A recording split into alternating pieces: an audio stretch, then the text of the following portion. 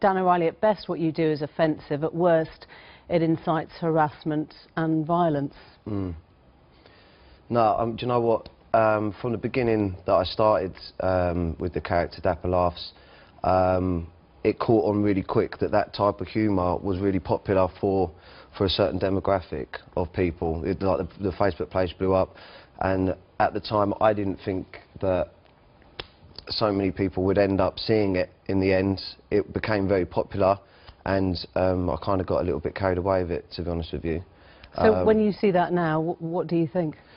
Do you know what, if that was the first time that I'd seen that kind of comedy, I would think that the character is not setting a good example, but at the time when we were doing it, it was getting so much praise from the audience that it was being received by, and growing and growing and growing. It was kind of something that took hold of me a little bit, and I thought maybe, you know, these people can see that I'm, because saying that obviously to me is like, come on, that's not real. Obviously I don't think that, but I'm taking the mick out of what I thought men think. Right. Do you know what I mean? So when you say you're giving advice to men on the pull, and for example you say get your gash out to women, can you deny that that would encourage men to do that on the street?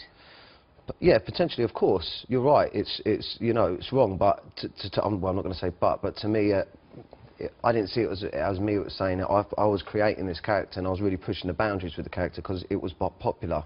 And so you agree that when you create this character and it incites sexual violence, and then people go out and enact sexual violence? I didn't think it did at the time. I thought that the people that were viewing it were saying this is ridiculous, you know, and laughing at it. You've said Dapper Laughs is an extension of yourself.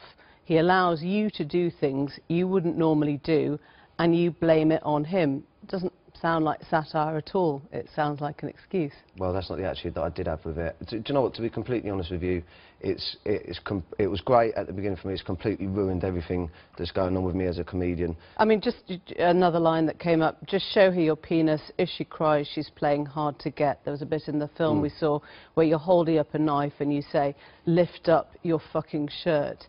Was that just all done in jest? Well, with no disrespect to you, do you think, looking at me now, that I actually would go out and do that? I wouldn't. I was pushing the boundaries of that character.